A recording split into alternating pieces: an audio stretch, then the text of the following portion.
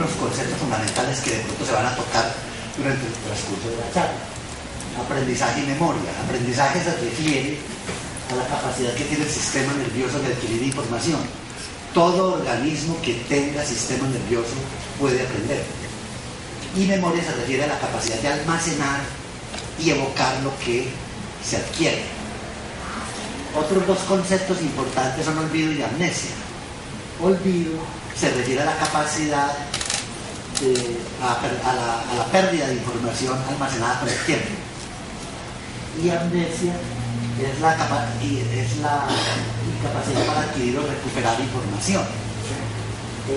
El olvido es un fenómeno fisiológico, normal, mientras que la amnesia es un fenómeno patológico. La amnesia es un olvido patológico. La diferencia pues entre el olvido y la amnesia es que el olvido es normal y la amnesia es patológica. Y otros dos conceptos importantes son el de memoria física y el de memoria biológica. Ustedes saben que hoy en un pequeño USB, una pequeña USB, uno puede almacenar cantidades de información y esa información se almacena en memoria física, y el cerebro es un órgano de almacenamiento de memoria biológica.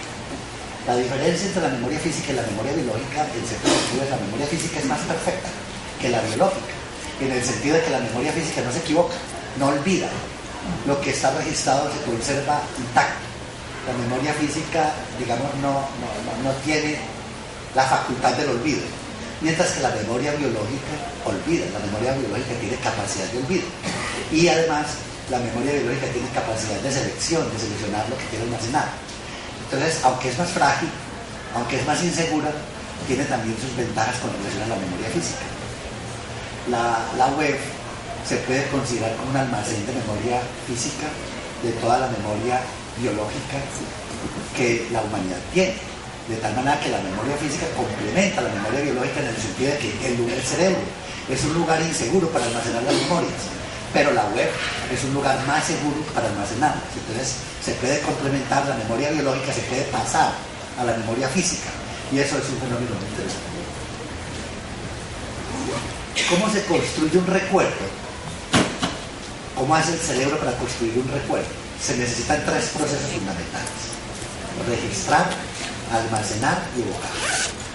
Para que se construya un recuerdo, primero hay que registrar una experiencia. Se debe vivir una experiencia. Esa experiencia debe registrarse en alguna parte del cerebro. Pero no basta con que se registre, porque una experiencia se puede registrar y rápidamente se puede desvanecer. Se necesita que además se haga un proceso sobre ese registro, se trabaje el registro y se consolide en una huella que llamamos huella de memoria. Eso es lo que se llama el proceso de consolidación, el proceso de almacenamiento.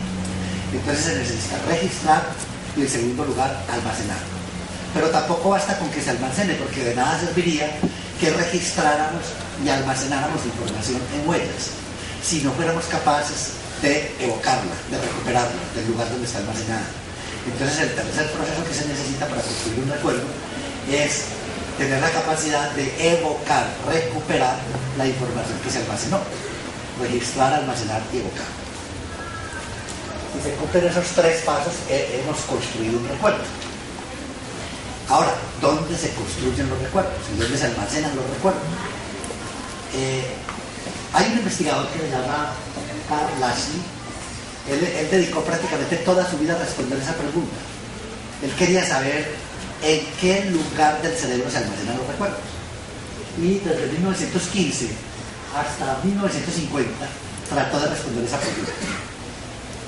Trató de encontrar una localización cerebral de la memoria.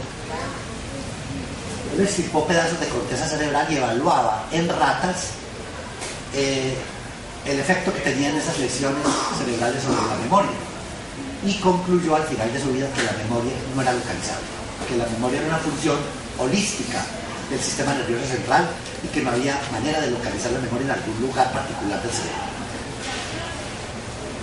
Sin embargo, esto es lo que él hacía: extirpaba pedazos de corteza, a veces extirpaba la corteza anterior del cerebro, que está de color amarillo, o extirpaba la corteza posterior, de color rojo, u esta corteza a los lados, la corteza medial, y evaluaba los errores que cometía la rata en un laberinto tratando de encontrar un alimento que estaba ubicado en algún lugar del laberinto.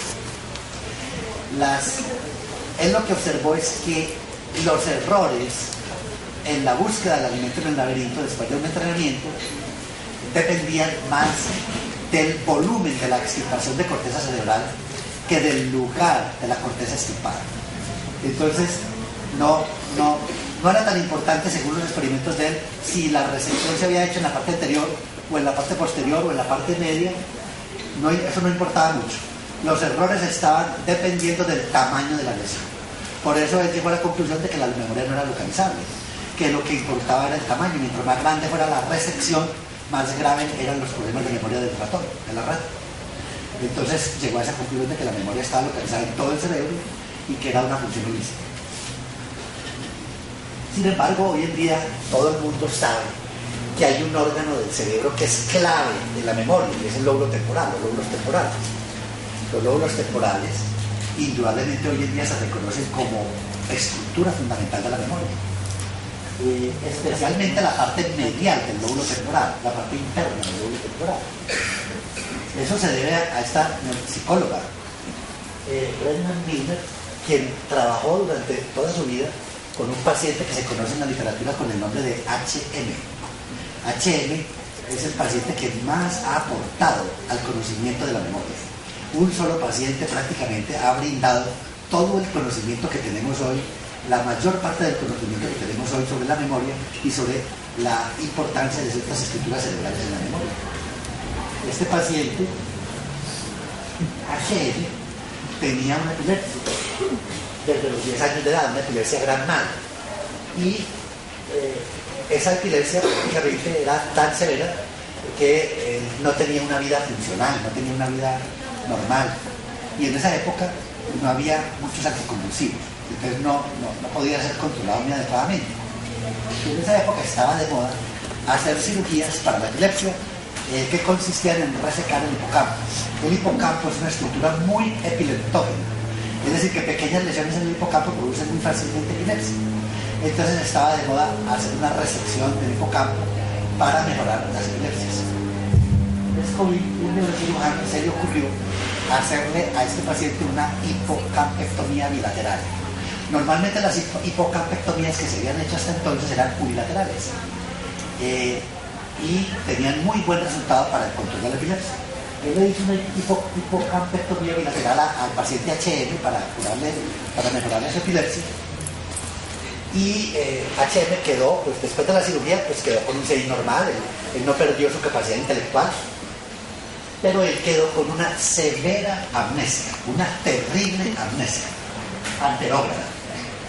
Y sin embargo la memoria inmediata la tenía normal y la memoria remota, la memoria retrógrada, estaba también bastante bien, solo tenía unas leves dificultades en memoria remota, pero tenía una severa amnesia anterógrada. Este es un cerebro normal, son los lóbulos temporales, y este es el cerebro de HM, es que le faltan estos pedazos del lóbulo temporal medial, que fueron los que resecó Scoville de la cirugía.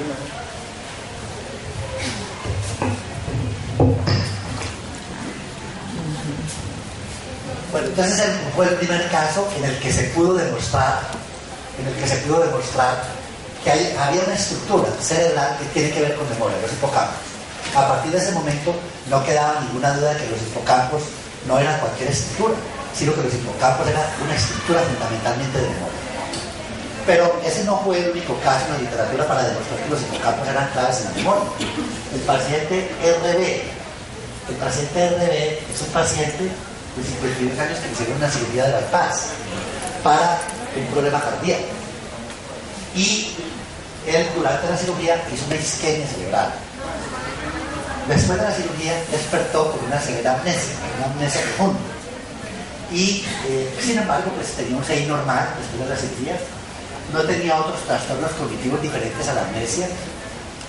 Él no almacenaba nueva información. El tipo de amnesia que tenía era una amnesia anterógrada. Significa que la memoria del pasado está bien, pero que las experiencias que vive nuevas no las almacena. Y él murió poco después, se le hizo una donaron el cerebro y se pudo estudiar su cerebro y se encontró que tenía lesiones en el hipocampo, en la región C1 bilateral. Las demás estructuras del cerebro estaban normales. Esta es la zona del hipocampo que él tenía una lesión isquémica. Había como un infarto ahí, una lesión isquémica. Durante la cirugía se produjo una isquemia y tenía un infarto en esta región de C1 del hipocampo. Entonces la región C1 del hipocampo tenía que ver con la amnesia anterógrada profunda y severa que tenía este paciente. Hay otro tipo de pacientes que tienen una enfermedad que se llama encefalitis herpética.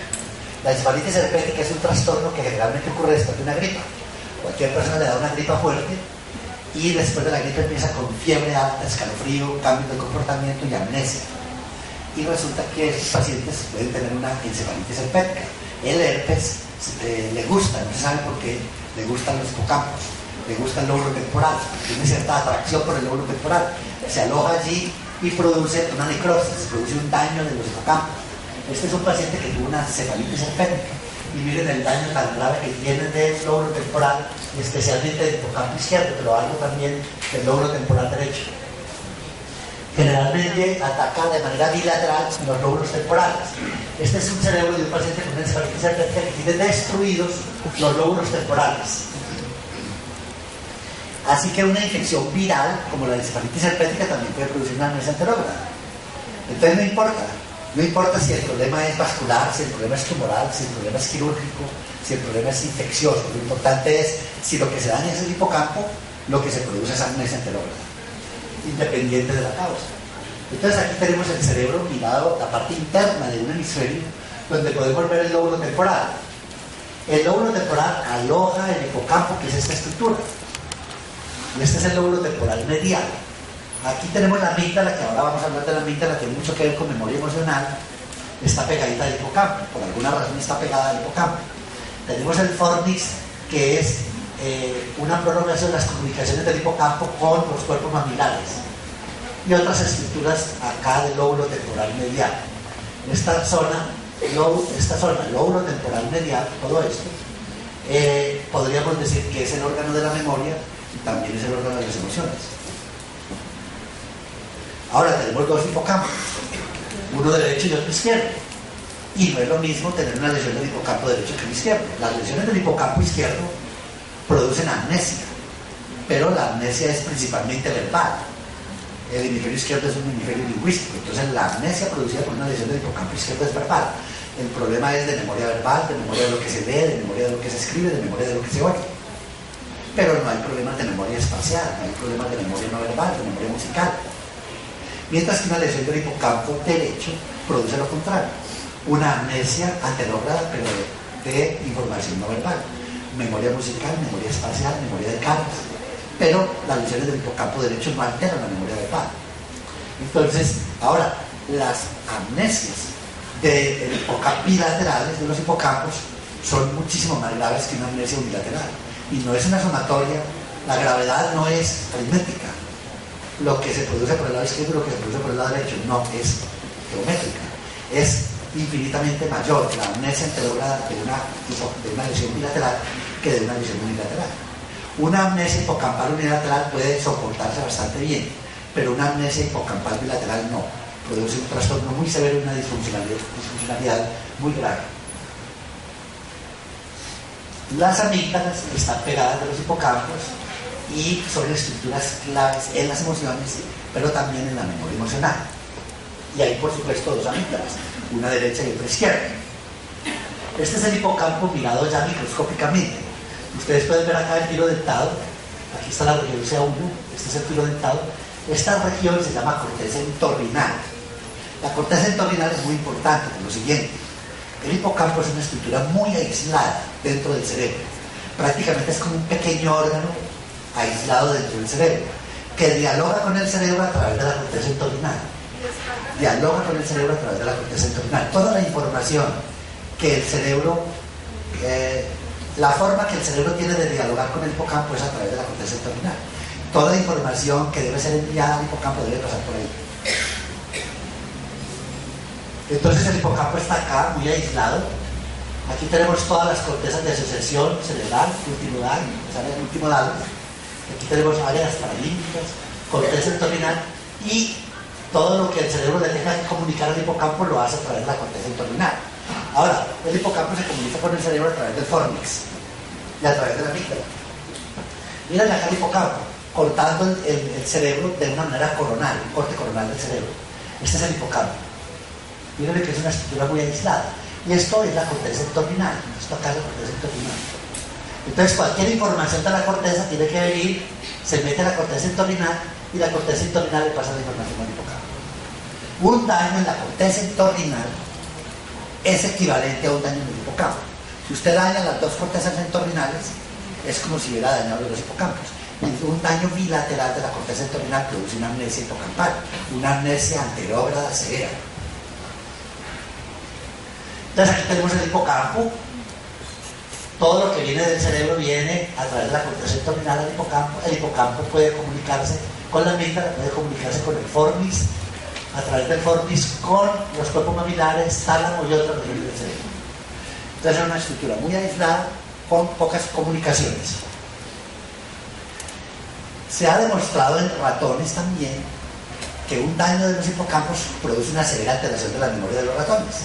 Por ejemplo, un ratón normalmente, cuando un ratón se coloca en un laberinto y se le coloca un alimento en alguna parte del laberinto, basta que él encuentre la primera vez el alimento para que se aprenda la localización en el espacio de ese alimento.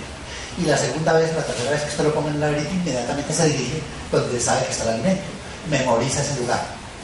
Si se le produce un daño en los hipocampos, él siempre encontrará el alimento en ensayo de error, por ensayo de error. No es capaz de memorizar la localización espacial del alimento en el laberinto. Entonces él pierde la memoria espacial por un daño bilateral de los hipocampos. Igualmente, en ratones también hay un experimento que se utiliza, la piscina de Morris. Tiene una pequeña placa. El ratón en esa piscina busca la placa y cuando la encuentra memoriza dónde está la placa en la piscina, y en una segunda oportunidad ya se dirige directamente a la placa para ponerse a salvo. Si tiene una lesión de los hipocampos, es incapaz de encontrar la placa, siempre lo hace por ensayo y error. No aprende la localización espacial de la placa, tiene una severa amnesia anterógrada. Entonces en los ratones igual, una lesión hipocampal bilateral produce una severa amnesia anterógrada como los humanos. Este es el cerebro, para un lóbulo, un hemisferio cerebral donde se muestra el daño que se produce en la enfermedad de Alzheimer. En la enfermedad de Alzheimer se produce un daño en la corteza entorrinal. La enfermedad de Alzheimer empieza. Es una enfermedad que produce depósitos de basuras proteicas en el cerebro, pero esas basuras se empiezan a depositar en la corteza entorrinal. Por lo tanto, inicialmente, los primeros 2 años de la enfermedad, el paciente tiene una amnesia anterógrada. Tiene un problema de memoria anterógrada, no de memoria retrógrada. Y posteriormente estas placas se depositan en el hipocampo y se produce ya un daño hipocampal. Pero esta es la región inicial donde se altera el cerebro de la enfermedad de Alzheimer. Que en la corteza entorrinal y en el hipocampo, esa región del cerebro es rica en 2 tipos de neurotransmisores: acetilcolina y glutamato. Acetilcolina y glutamato son 2 neurotransmisores altamente involucrados en procesos de memoria. Esta es una microfotografía de un hipocampo, de un cerebro normal, donde se pueden ver los receptores de glutamato. Todo lo que está en rojo son receptores de glutamato, para mostrar qué tanto glutamato hay en el hipocampo. Hay mucho glutamato, porque el glutamato tiene mucho que ver con memoria. Y en cambio, este es un hipocampo de una persona con Alzheimer, donde se ve que está agotado completamente el glutamato. Se han dañado, se han muerto los receptores de glutamato. Y también se alteran, esto mismo se puede ver si uno examina los receptores de acetilcolina. Estos son los hipocampos. Miren, los hipocampos en 4 estados de la vida de una persona que tiene enfermedad de Alzheimer. Aquí son los hipocampos de la persona cuando está normal, no tiene problemas de memoria. Los hipocampos de la misma persona cuando tiene leves trastornos de memoria. Y los hipocampos de esa misma persona cuando ya tiene trastornos de memoria moderados o severos. Y aquí prácticamente los hipocampos de esa persona cuando ya tiene una enfermedad de Alzheimer en la que ha perdido toda su memoria. tanto la memoria reciente como la memoria del pasado. En la enfermedad de Alzheimer los hipocampos se van atrofiando, se van consumiendo hasta quedar reducidos a una minúscula porción. Y prácticamente aquí ya han desaparecido totalmente.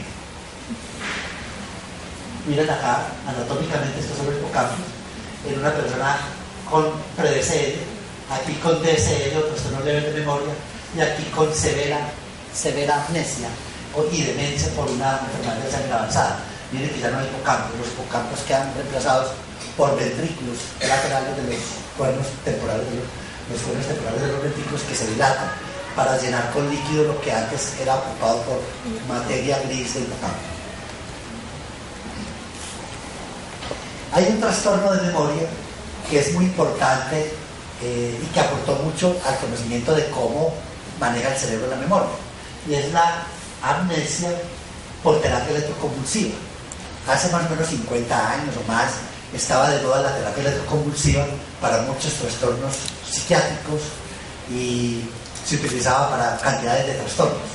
Hoy en día la terapia electroconvulsiva solo se utiliza para depresión melancólica, para depresión severísima que no ha respondido a antidepresivos y con un alto riesgo de suicidio. Es para la única indicación que se utiliza en la terapia electroconvulsiva.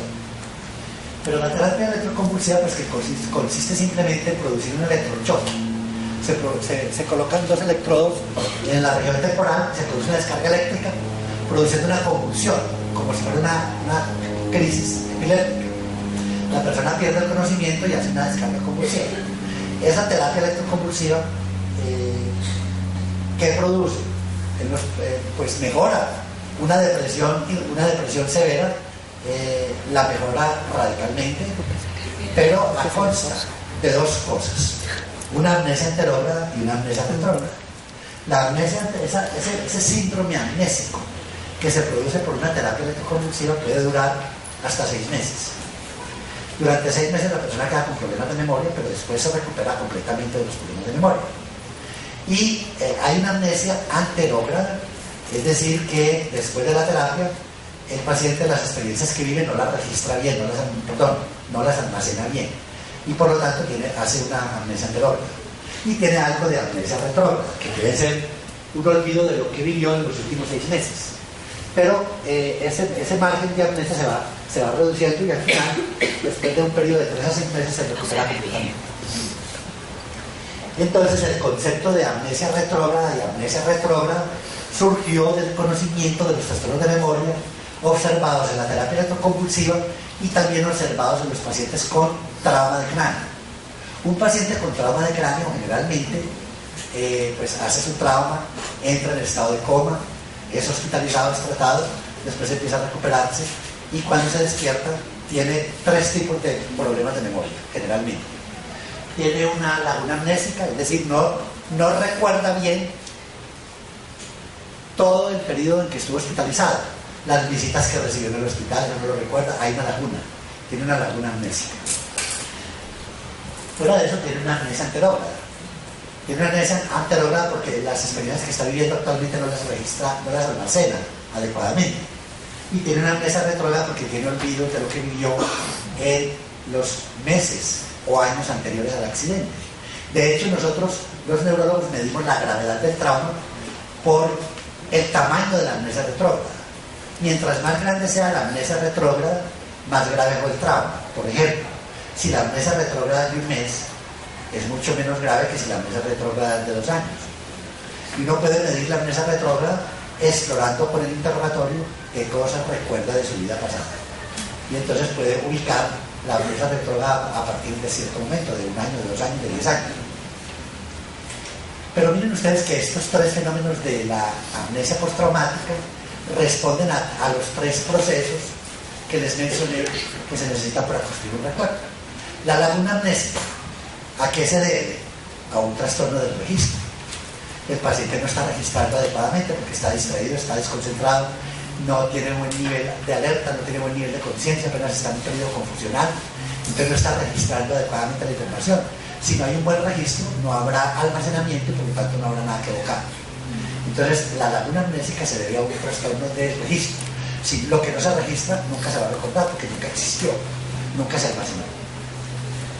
La amnesia enterógrada se debe a que hay un buen registro, la persona registra evidentemente, pero no almacena en sistema de memoria a largo plazo. Y si no almacena, más adelante no puede recordar las experiencias que ha vivido. Entonces tiene una amnesia enterógrada. Y tiene una amnesia retrógrada porque ha olvidado algo del pasado que vivió antes del accidente. Entonces, después de una lesión cerebral tenemos estos tres tipos de trastorno. Un trastorno del registro que produce una laguna amnésica. Y esa laguna amnésica tendrá un tamaño dependiendo de la gravedad del trauma. Mientras más tiempo esté inconsciente o confuso, más largo será el periodo de la laguna amnésica. Una amnesia anterógrada que es un fracaso en el almacenamiento, y una amnesia retrógrada que es un fracaso en la evocación, y que dependerán también de la severidad de la lesión hipocampal o de los lóbulos temporales. La manera como se recupera la amnesia retrógrada, es siguiendo una ley que se llama la ley de Ribot. La ley de Ribot dice que las memorias más antiguas se recuperan primero que las memorias más recientes al trauma. Si una persona tiene una amnesia retrógrada de un año, lo último que va a recuperar es la experiencia que vivió un minuto antes del accidente. Eso sería lo último que recuperaría, porque la amnesia retrógrada se recupera de atrás hacia adelante. Es decir, de lo más antiguo a lo más nuevo. Y esa ley se cumple en todos los pacientes en el proceso de recuperación de la memoria. Incluso esa ley de Ribot es muy útil para identificar quién está simulando, quién tiene verdaderamente un síndrome amnésico de origen biológico. Y pues evaluando memoria de caras y de rostros de personajes famosos, se puede ver que los pacientes con trauma tienen mejor memoria de los rostros más viejos que de los rostros conocidos más recientemente. Hay un trastorno de memoria muy común que se llama amnesia global transitoria. La amnesia global transitoria, para describirlo así muy resumidamente, es cuando a una persona se le borra el cassette. Se va al centro, sale al centro y en medio de la calle se le borró el cassette. Y entonces no sabe para dónde iba, no sabe cómo hacer para volver a la casa, olvidó todos los teléfonos, está en un estado amnésico. Se le borró el cassette. Eso le puede durar 30 minutos. Se sienta en alguna banca, espera que le pase, después se recupera y desaparece el periodo de la amnesia. Eso es una amnesia global transitoria. Global porque se le olvidó todo, se le borró todo el cassette, transitoria porque se recuperó después de 30 minutos. Entonces esa amnesia es una amnesia generalmente anterógrada, pero también puede, si usted evalúa al paciente en ese momento, tiene una severa amnesia retrógrada también. Por eso es global. Y este inicio súbito tiene una duración corta de minutos, a veces de horas o de días, y desaparece. Hay unas causas muy comunes de amnesia global transitoria. La causa más común de amnesia global transitoria tiene que ser un trastorno en el cual se afecten los vasos sanguíneos de manera súbita y que produzcan una isquemia de los hipocampos. Pues eso lo produce la arteria cerebral posterior. Hay tres sistemas de arterias en el cerebro: la cerebral anterior, la cerebral media y la cerebral posterior. Esta es la cerebral posterior. Y la cerebral posterior irriga el lóbulo temporal medial. Entonces se necesita que haya una isquemia de las cerebrales posteriores y de las dos al mismo tiempo para que se produzca una hipocampectomía isquémica súbita y la persona pierda la memoria total. Entonces, y eso sucede en una entidad que se llama migraña. En la migraña hay un fenómeno de vasoconstricción. Los vasos se reducen de volumen y entonces se disminuye la circulación sanguínea y se produce una isquemia. Y poco después se dilatan y viene el periodo de dolor de cabeza. Entonces, la migraña es la primera causa de amnesia global transitoria. Puede producir una isquemia de los hipocampos y a la persona le puede dar un borrón del cassette durante 30 minutos o pocos minutos. Pero hay otras causas. La epilepsia también, la epilepsia del lóbulo temporal puede dar una amnesia global transitoria. El estrés psíquico, se dice que el estrés psíquico podría dar una amnesia global transitoria. Un trauma de cráneo leve podría dar una amnesia global transitoria. algunos medicamentos, la escopolamina, por ejemplo, la usan porque eso produce amnesia global transitoria. Y además quita la voluntad. Entonces usted hace lo que le digan y lo olvida. Entonces la escopolamina tiene ese efecto. Prácticamente inhibe la acción de los hipocampos a través de un bloqueo de la acetilcolina, que es un neurotransmisor de memoria que utiliza los hipocampos. Hay otra síndrome amnésico que es la amnesia diencefálica. La amnesia diencefálica es una amnesia que se produce por daño de estructuras del diencéfalo, que son los cuerpos mamilares, los tálamos, todas estas estructuras que son vecinas a los hipocampos, pero no hay propiamente un daño a los hipocampos. Esta amnesia encefálica se ve en los pacientes alcohólicos. El paciente alcohólico tiene un síndrome que se llama el síndrome de Korsakoff, y en este síndrome hay una severa alteración de la memoria que se produce por abuso crónico de alcohol, que da amnesia anterógrada, amnesia retrógrada y confabulación. La única diferencia de la amnesia de Korsakoff con la amnesia hipocampal es que en la amnesia de Korsakoff hay confabulación. Un paciente con amnesia de hipocampo olvida, y cuando usted le hace una prueba de memoria, él no se inventa nueva información para reemplazar los vacíos de memoria. En cambio, el paciente con amnesia de Korsakoff inventa cosas para rellenar el vacío de memoria. Está ligada a la deficiencia de tiamina. En el alcoholismo crónico se produce una deficiencia de tiamina. La deficiencia de tiamina produce una fragilidad capilar, y esa fragilidad capilar produce extravasación de sangre en el tejido parenquimatoso del cerebro, y entonces se producen pequeñas microhemorragias, y eso es lo que produce la amnesia.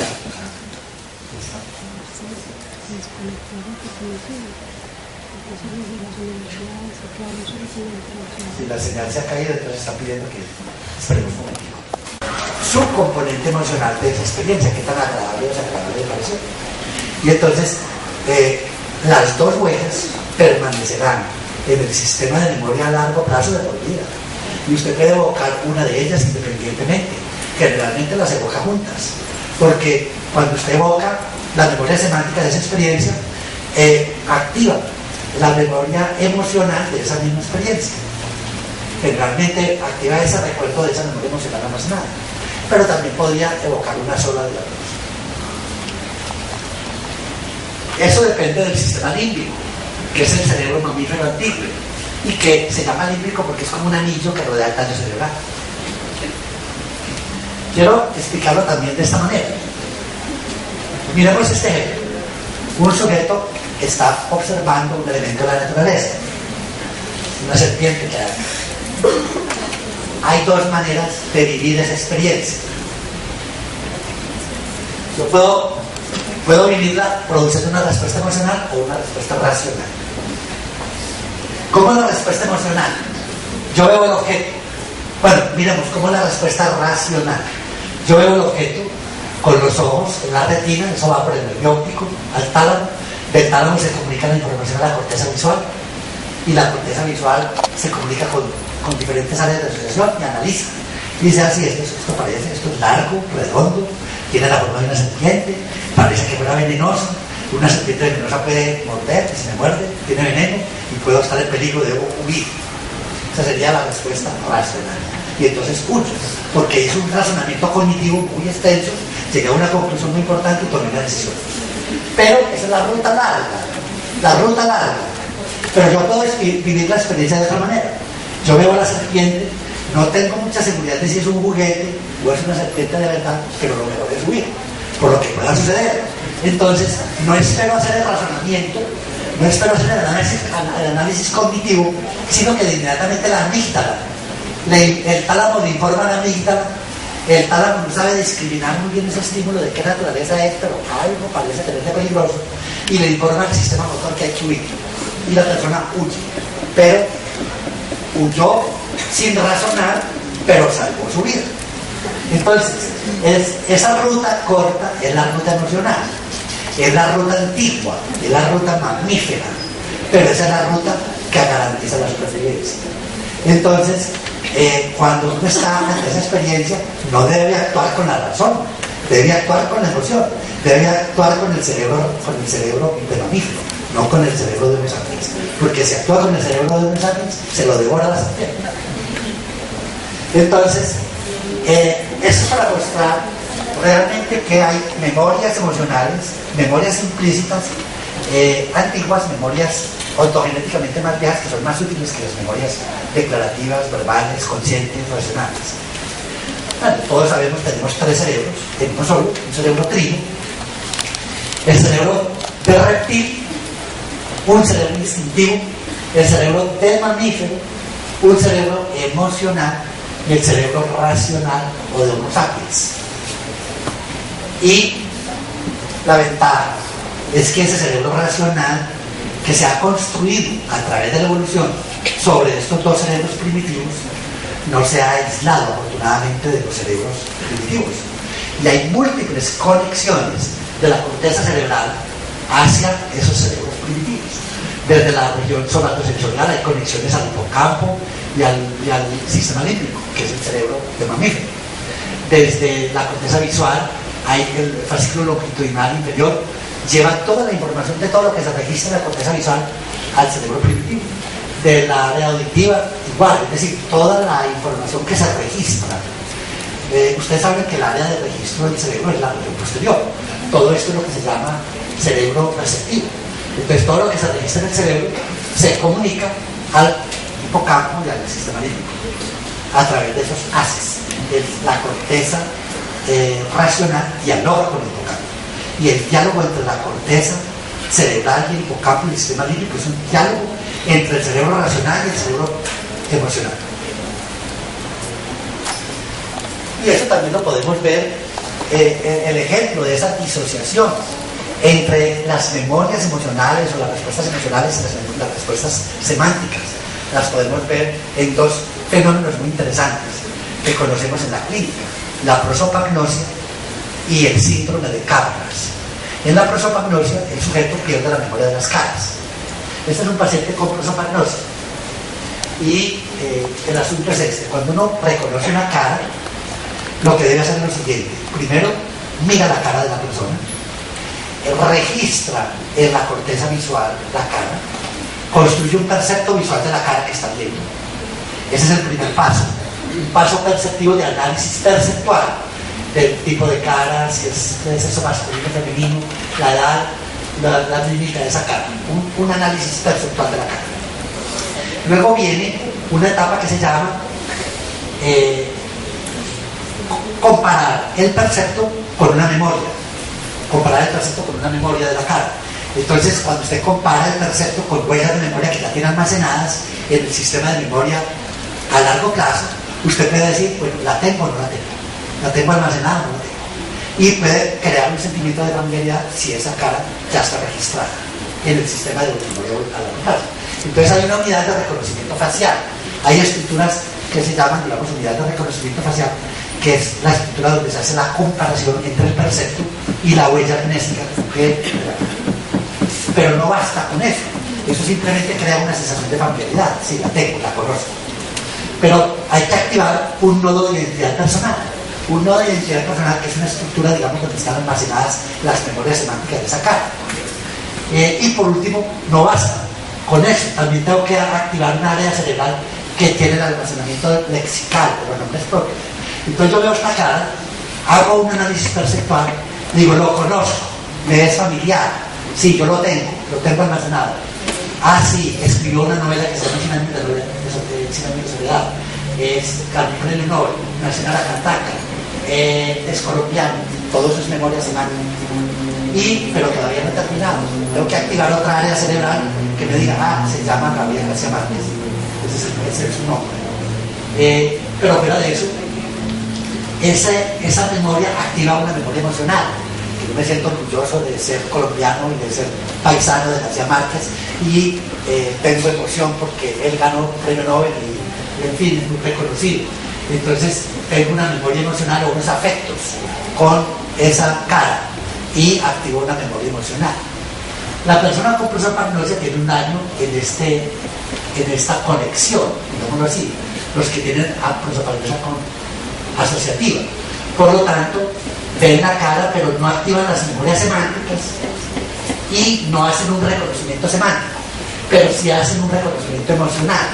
Si usted hace una prueba de estímulo galvánico de la piel, mostrándole fotografías de personas de familiares y no familiares, cuando él ve las caras no la reconoce a ninguno de los familiares, pero hay una activación eléctrica de la piel que demuestra que las caras familiares las reconoce eléctricamente, emocionalmente.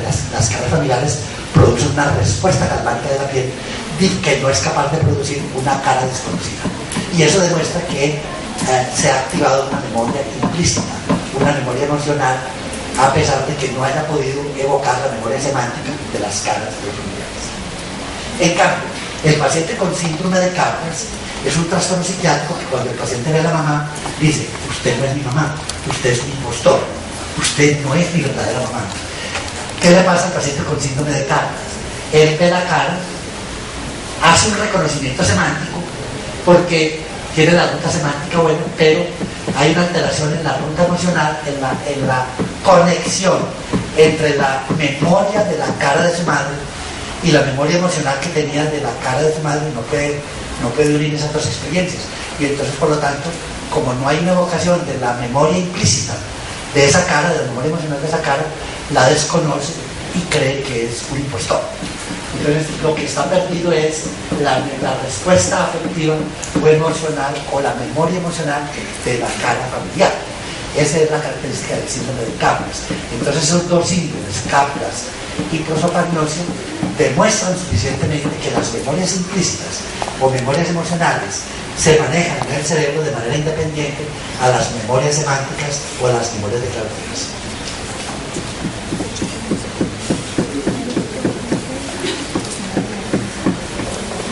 La memoria depende también del sueño. Hay una relación supremamente estrecha entre memoria y sueño. Prácticamente la memoria también existe gracias al sueño. Nosotros nos gastamos la tercera parte de la vida durmiendo, y la tercera parte de la vida que dormimos nos la gastamos soñando. Vivir es soñar. Y durante el sueño tenemos dos estados: un estado no REM y un estado REM. El estado no REM es un estado sin actividad onírica, sin sueños, sin ensoñación. Es un sueño de ondas letras. Predomina en la primera mitad de la noche, el 75%.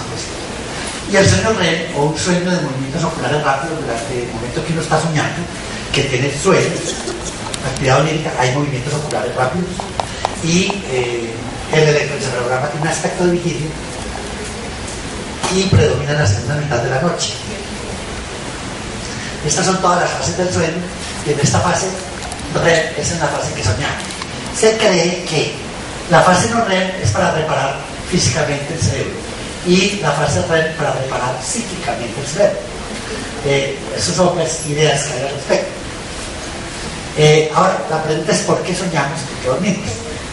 La deprivación de sueño es devastadora. Si uno impide que alguien duerma, en animales, por ejemplo, puede provocar la muerte. La deprivación del sueño puede provocar la muerte. El sueño no REM es filogenéticamente mucho más antiguo que el sueño REM. El sueño REM aparece en las aves y predomina en etapas tempranas de la vida. Antes de las aves, en la escala filogenética, solo hay sueño no REM. Entonces se empieza a soñar a partir de las aves.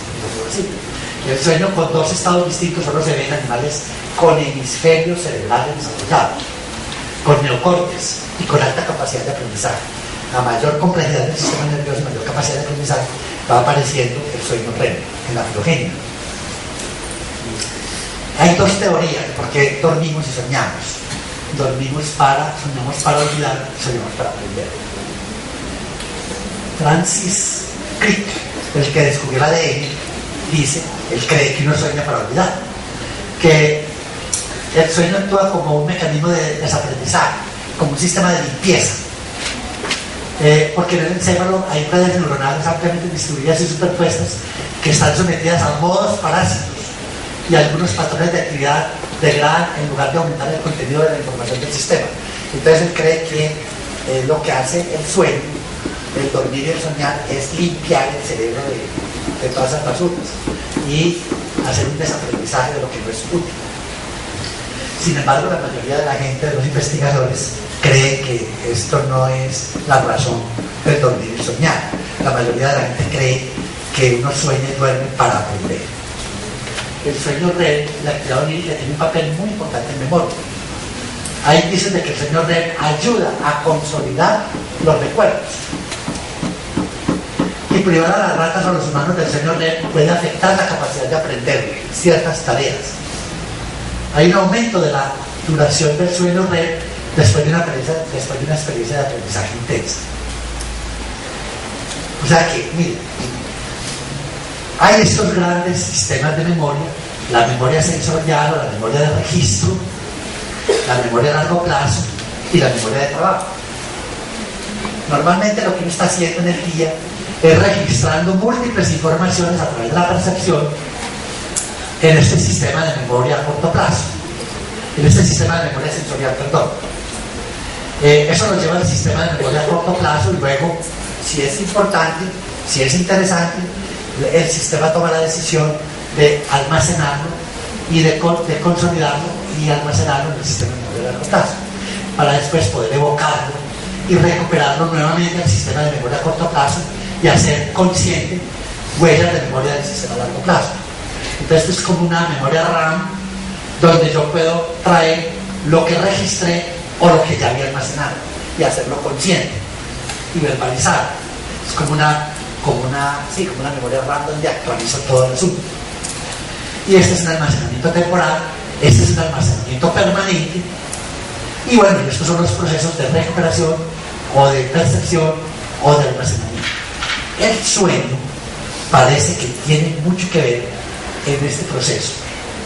Es decir, que una vez que usted registra y mete la información en el sistema de memoria a corto plazo, y ese sistema toma la decisión, porque ese sistema está controlado por el sistema ejecutivo, por un sistema que llama proceso de funciones ejecutivas. La central ejecutiva decide que esa información que yo registré hoy en el sistema de memoria a corto plazo vale la pena ser almacenada. Por ejemplo, lo que han aprendido hoy en esta conferencia vale la pena ser almacenado. Entonces debo hacer un esfuerzo para almacenarlo y conservarlo en mi memoria a largo plazo. Eso no se va a lograr ahora cuando salgamos de acá de la conferencia. Eso se va a lograr esta noche. Cuando ustedes duerman, va a seguir trabajando el sistema y va a consolidar la huella de memoria. Y no solo esta noche, la de mañana, la de pasado mañana y las próximas noches. El sistema seguirá trabajando sobre esa información y algo de eso logrará consolidarse como huella de memoria que va a quedar permanentemente en el sistema de memoria a largo plazo. Lo que no logre ese proceso de consolidación se perderá, y usted tendrá que volver a estudiar el capítulo de la memoria y sus trastornos para aprender lo que no se le haya quedado en memoria a largo plazo en esta conferencia. Miren ustedes lo que ha sustentado este fenómeno durante el sueño y la vigilia.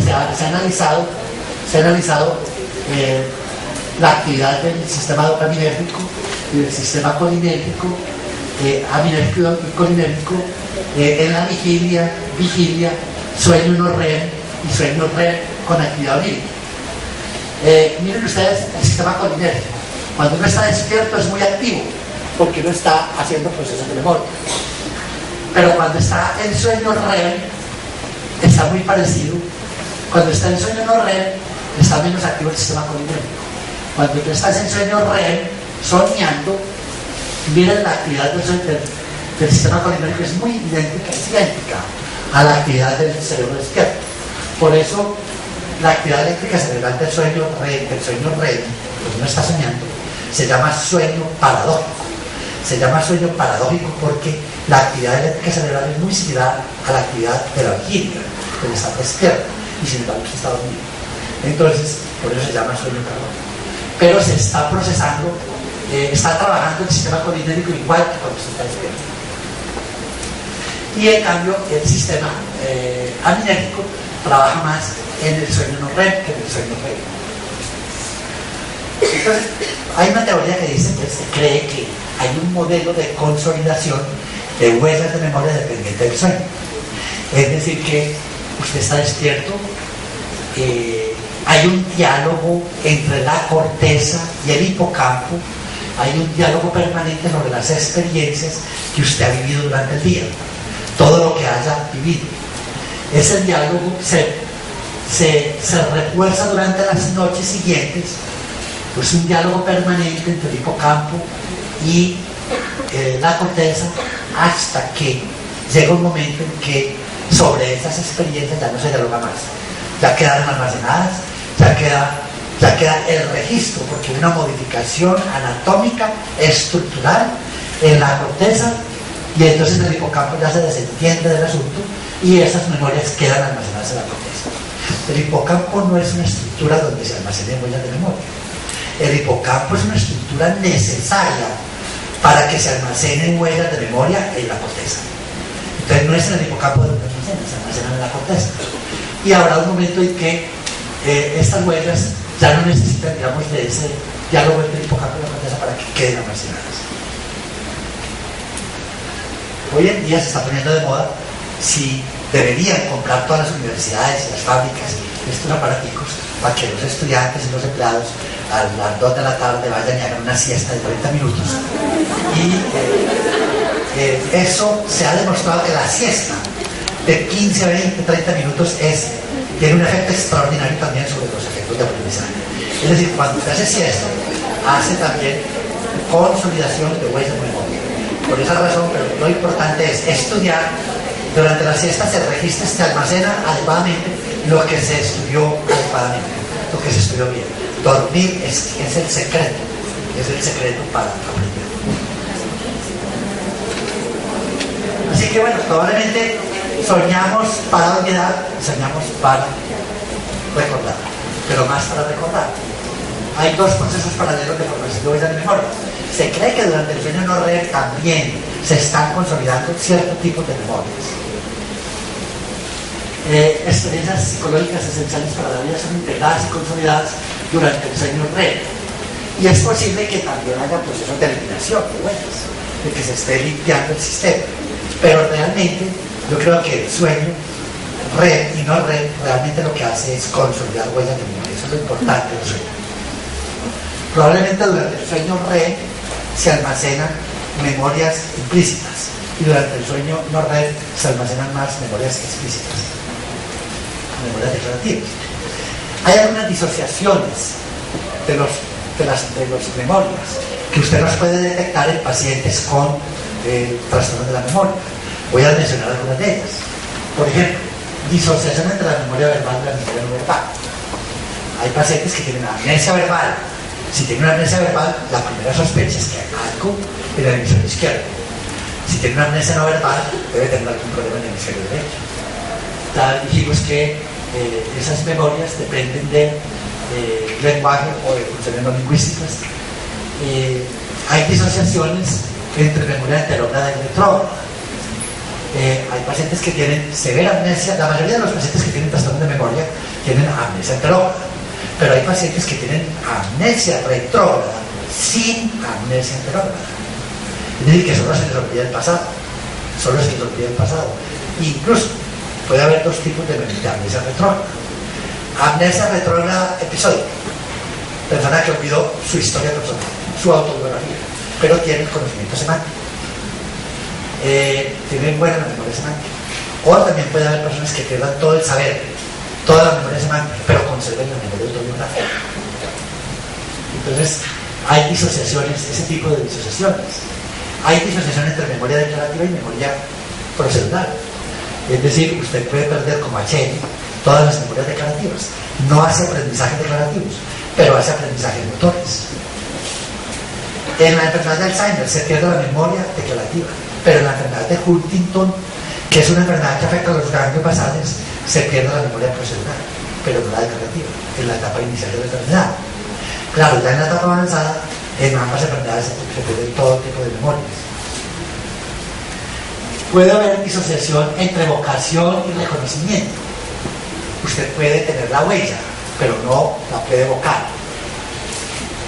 Un buen ejemplo de eso es el trastorno de acceso a la huella que se puede presentar por síndrome de desconexión interhemisférica. Porque cuando usted no encuentra una huella de memoria, puede estar pasando una de dos. O la huella está guardada y usted no la logra rescatar, o la huella está destruida, o la huella desapareció. Les doy un ejemplo. Paciente con síndrome de Asperger, desconexión del cuerpo calloso, que es la estructura que une los dos hemisferios. El cuerpo calloso es esta estructura. Una persona que tiene desconexión del cuerpo calloso, le tapan los ojos y le ponen en la mano derecha un banano y en la mano izquierda una manzana. Entonces, lo que coge en la mano derecha, inmediatamente puede dar el nombre. Porque eso que está persiguiendo en la mano derecha lo percibe el hemisferio izquierdo. Y entonces el hemisferio izquierdo es lingüístico, y si yo tengo un señalador en la mano derecha, mi cerebro dice, es un señalador láser. Pero si yo cojo el señalador láser en mi mano izquierda y tengo una desconexión del cuerpo calloso, el percepto táctil que se registra en mi hemisferio derecho no sabe del lenguaje y por lo tanto no tiene acceso a la representación lexical. Tendría que consultar el hemisferio izquierdo y lo hace a través del cuerpo calloso. Como está desconectado, pues no puedo tener acceso y no tengo acceso a la palabra. Entonces hay un problema de acceso, no hay un problema de pérdida de la huella. La huella está, basta que pase el objeto para la otra mano y puedo encontrar la huella. Entonces, en el síndrome de Asperger, en el síndrome de desconexión, hay un trastorno de denominación por un problema de acceso a la huella de memoria lexical que corresponde al nombre de la palabra. Entonces, esa es un problema de acceso, no es un problema de destrucción de la huella. En la enfermedad de Alzheimer puede que yo no encuentre la palabra porque ha sido destruida la huella. Hay un daño en las neuronas, en ciertas estructuras que destruyen la huella. Y entonces, pues ya no tengo acceso a la huella de ninguna manera. Se ha pensado entonces en este modelo de indicamiento de huellas, donde está aquí el hipocampo, los hipocampos, la corteza cerebral, tanto la derecha como toda la corteza cerebral del hemisferio derecho como la izquierda, y las conexiones entre el hipocampo y la corteza a través de las tablas dialogan. Toda la memoria se deposita, digámoslo así, en la corteza, en toda la corteza cerebral. Toda la corteza es un sistema de memoria de almacenamiento de huellas. Y el que toda la corteza es también al mismo tiempo una estructura de registro. Toda la corteza es una estructura de registro, especialmente la corteza posterior. Toda la corteza es una estructura de almacenamiento de huellas. Y el hipocampo es simplemente un interlocutor que realiza procesos para el diálogo, para un diálogo entre él y la corteza, para garantizar el almacenamiento y la transformación de las redes de memoria. Y las conexiones con la sustancia blanca, pues es fundamental para que haya ese diálogo. Todos ustedes saben que hay una amnesia infantil de los 2 primeros años de vida. Casi nadie recuerda los 2 primeros años de su vida. Y no porque no haya registrado. En esos 2 primeros años de vida se debe haber registrado demasiada información. Pero el diálogo entre los hipocampos y la corteza en esos primeros años de vida fue mucho más, en voz más bajita, que el diálogo de un adulto, por falta de madurez de las conexiones entre el hipocampo y la corteza. Es decir, durante los primeros 2 años de vida todavía no estaban mielinizados todas las conexiones de las neuronas, y por lo tanto había menos diálogo entre hipocampo y corteza. Por lo tanto, el hipocampo no pudo consolidar y almacenar en un sistema de memoria a largo plazo todas las experiencias vividas durante los primeros 2 años de vida. Puede que haya logrado algunas. Entonces, esta amnesia infantil probablemente tenga que ver en algo con la inmadurez de los sistemas de conexión entre la corteza y los hipocampos. Eso es, pues, en términos generales. Ya con esto también quiero dejar unos minutos para que ustedes hagan preguntas sobre el pensamiento. Gracias.